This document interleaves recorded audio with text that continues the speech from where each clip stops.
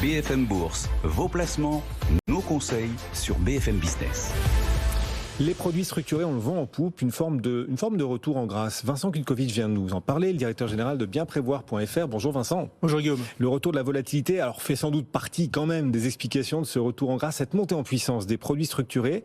Mais il n'y a pas que cette explication, vous en avez vu d'autres et vous allez nous les présenter. Oui. D'abord, peut-être rappeler ce qu'est un produit structuré. Un produit structuré, c'est une formule mathématique qui prévoit de vous verser un coupon en tant qu'investisseur, à condition que certains scénarios se réalisent. Généralement, les scénarios sont assis sur des sous-jacents, des actions, des obligations, des paniers d'actions, des indices. Et si le scénario qu'on a prévu se réalise, on reçoit son coupon. Je synthétise, on reçoit son coupon. Et après, il y a un autre enjeu qui est le niveau de garantie du capital qu'on peut obtenir avec ce produit-là. Et la mécanique, c'est à l'intérieur, on a une obligation, en gros, et une option. Je ne veux pas rentrer dans le détail, mais voilà, l'obligation permet de sécuriser le produit d'une certaine manière. L'option, c'est ce qui va permettre aussi de générer des revenus, des coupons. Et dans le contexte actuel, au-delà de la volatilité, lorsque les taux remontent, en fait, c'est le taux de l'obligation qui remonte. Ça, c'est ce qui permet de payer le coupon d'une certaine manière. Donc, voilà un peu synthétiquement. Donc, c'est aussi pour cela qu'à vos yeux, les produits structurés sont particulièrement adaptés pour traverser la période actuelle. Pas seulement pour aller enjamber la volatilité, mais aussi parce que les taux obligataires remontent. Voilà, exactement. C'est comme ça que les produits structurés ont retrouvé de l'attrait, au-delà des raisons un peu plus structurelles qu'on va aborder. Ils ont retrouvé de l'attrait parce qu'en fait, c'est un peu comme si je prends l'image d'un surfeur. Il se retrouve au bord de la plage. Lorsqu'il n'y a pas beaucoup de vagues, il va rester au bord de la plage. Ça n'a pas d'intérêt. Il ne va pas trouver de performance. Il ne va pas réussir à surfer longtemps. Si par contre, la mer commence à s'agiter un petit peu, il va pouvoir surfer. Et la question, c'est si la houle commence à devenir un peu violente, il y en a qui vont aimer, qui vont rester des pros. Ils vont rester et ils vont aimer cette volatilité, ils vont aimer ce mouvement. Et puis d'autres qui vont se dire, bon, ça y est, je retourne vers la plage, c'est plus pour moi. Donc c'est un peu ça l'idée qu'il faut avoir quand on observe le marché des produits structurés. Et puis quand la houle monte aussi, il faut avoir bien attaché son maillot de bain. Parfois on le perd. On verra aussi si la houle monte encore dans cet univers des produits structurés qui risque de perdre son maillot de bain. Non, trêve de plaisanterie. Quelles sont aussi les raisons plus structurelles à cette montée en puissance? Et je parlais d'une forme de retour en grâce. Qu'est-ce qui change dans le formatage, la composition des produits structurés aujourd'hui? En fait, c'est une science, les produits structurés, qui a bénéficié de la recherche de ces dernières années. Et en gros, on analyse qu'aujourd'hui, on constate qu'aujourd'hui, les modèles mathématiques ont progressé, la capacité à comprendre, à anticiper ce qui pouvait se passer, a progressé grâce à toute cette recherche sur les modèles mathématiques. L'intelligence artificielle n'y est pas pour rien, elle commence à arriver aussi, bien sûr, dans cet univers-là.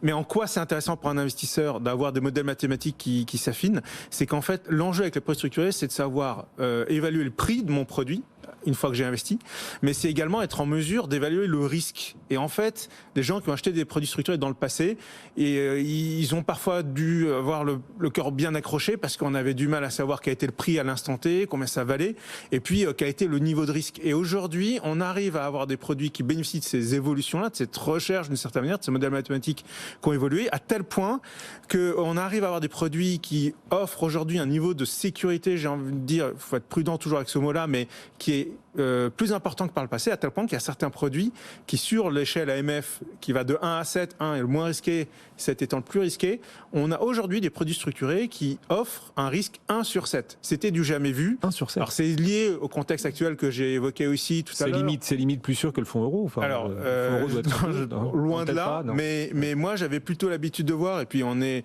plutôt un peu expert dans ce domaine-là chez bienprévoir.fr, on avait plutôt de voir l'habitude des produits qui sont notés 6 ou 7 sur 7. Donc au risque maximum. C'est pour ça qu'on est surpris. Mais quand vous nous parlez de ces produits structurés désormais notés 1 sur 7 dans l'échelle de risque par l'AMF, on se dit quoi? On se dit que ils doivent rien rapporter, ces produits structurés-là, pour être aussi peu risqués. Alors c'est sûr que c'est des produits qui offrent au moins, qui vont pas couvrir par exemple toute l'inflation, qui vont pouvoir rattraper une partie de l'enjeu de l'inflation aujourd'hui. Donc nous on a observé un peu le marché. Qu'est-ce qu'on a comme produits aujourd'hui qui peuvent répondre un peu à cet enjeu-là? C'est notamment des produits qui proposent un coupon inconditionnel. C'est-à-dire que quelle que soit l'évolution du sous-jacent, un indice ici, l'indice Eurostoxx, on va percevoir un coupon.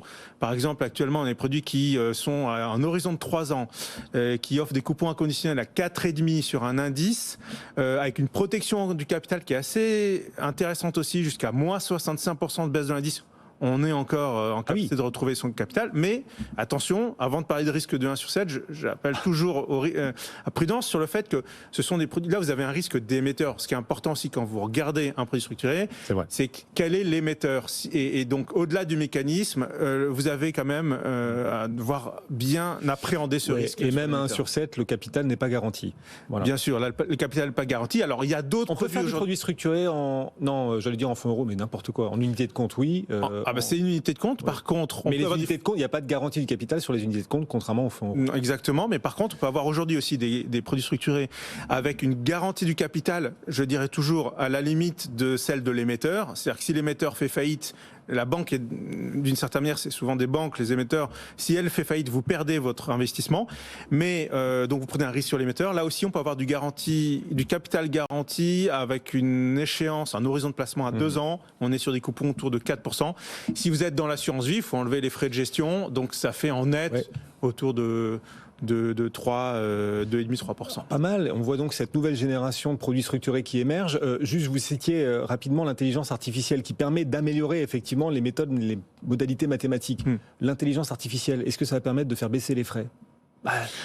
Meilleure performance, en tout cas peut-être un peu moins de risques. Est-ce que les frais du coup progressent parce qu'il y a moins de risques, ou est-ce qu'au contraire on dit non, c'est l'intelligence artificielle donc ça permet de réduire les frais? Bien sûr, tout ce qui va dans le sens de l'intégration de modèles plus automatisés d'une certaine manière ça peut entraîner une baisse des frais, mais généralement quand même les frais sont là pour rémunérer le travail du conseiller, de l'expert humain qui est derrière, et ça pour le coup je pense qu'on aura toujours besoin d'un expert humain pour s'assurer de la bonne adéquation de ce genre de produit avec le client qui est en face de nous. Merci Vincent, merci d'être passé nous voir. Vincent Kutkovic est le directeur général de bienprévoir.fr.